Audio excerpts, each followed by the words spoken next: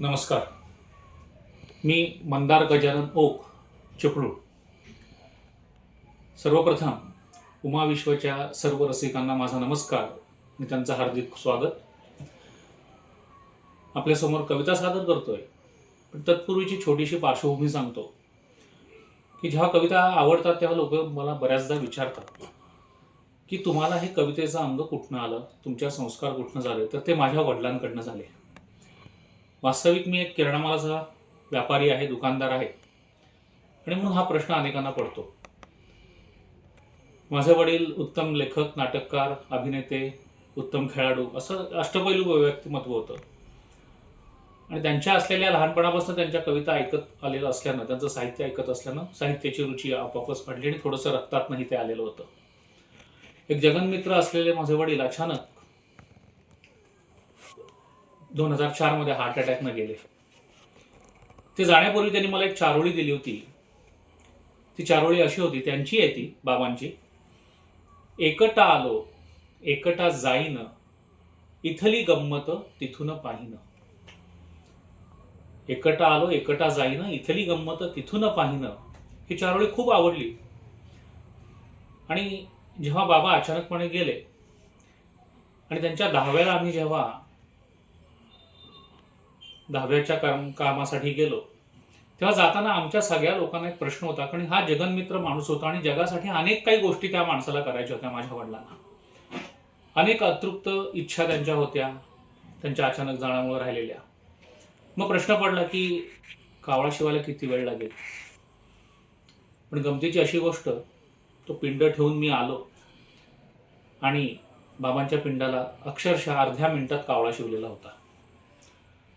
तो मला आश्चर्याचा धक्का जसा बसला तसा माझ्या बाकीच्या नातेवाईकांनाही बसला. आणि त्यावेळेला मला जाणवलं, आणि ती बाबांची ती चारोळी आठवली, एकटा आलो एकटा जाईन, इथली गंमत तिथून पाहणं. ही गंमत ते तिथून बघत असतील की कसं फसवलं तुम्हाला, अर्ध्या मिनिटात तुम्हाला मोकळं केलं. आणि त्यावेळेला मला आत्ता बाबा तिथनं स्वर्गातनं काय म्हणत असतील, वरनं काय म्हणत असतील, असा एक प्रश्न पडला. आणि त्यांचं म्हणणं त्या घटनेच्या वरचं मी कवितेत मांडलं 8 ओळीत. ती कविता अशी होती. गर्दी उगाच केलीत, बाबा म्हणतायत, गर्दी उगाच केलीत, मी होतो साधा बावळा. गर्दी उगाच केलीत, मी होतो साधा बावळा. चिंता उरी नको हो, क्षणात शिवेल कावळा. टाकला देह अवेळी, टाकला देह अवेळी, तेव्हाच जाहलो मुक्त. टाकला देह अवेळी, तेव्हाच जाहलो मुक्त. या जगती आनंद डोही, जगलो सदैव तृप्त, जगलो सदैव तृप्त. 2023 साली ग्रंथालीकडनं माझा काव्यसंग्रह प्रकाशित झाला. त्या काव्यसंग्रहाचं नाव आहे आत्ममग्न. आणि ह्याच आशयाची, ह्या शीर्षकाची कविता आज तुमच्यासमोर सादर करते. दुसरी, आत्ममग्न. चैतन्याची ज्योत, समोरी सुखदुःखाची आरास. चैतन्याची ज्योत, समोरी सुखदुःखाची आरास.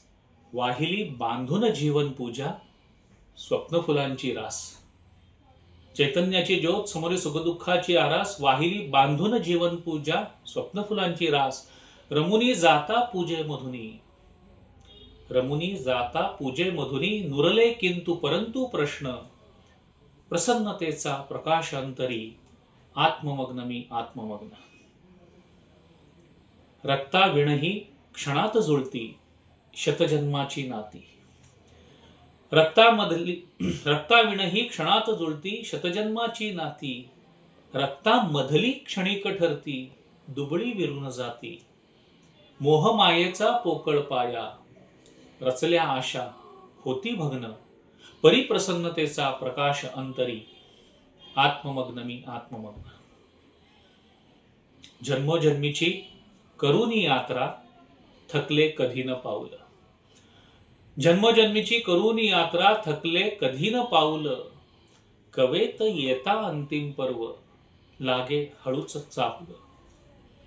जन्मजन्मीची करून यात्रा, थकले कधी न पाऊल. कवेत येता अंतिम पर्व लागे हळूच चाहूल, टाकून येथे काया वस्त्रे, पुन्हा न येणे होईन नग्न, प्रसन्नतेचा प्रकाश अंतरी, आत्ममग्न मी आत्ममग्न, आत्ममग्न मी आत्ममग्न. धन्यवाद. माझी समस्त रसिकांना, श्रोत्यांना विनंती आहे की आपण सर्वांनी हा व्हिडिओ लाईक करा, शेअर करा, सबस्क्राईब करा. ही मनापासून विनंती. धन्यवाद.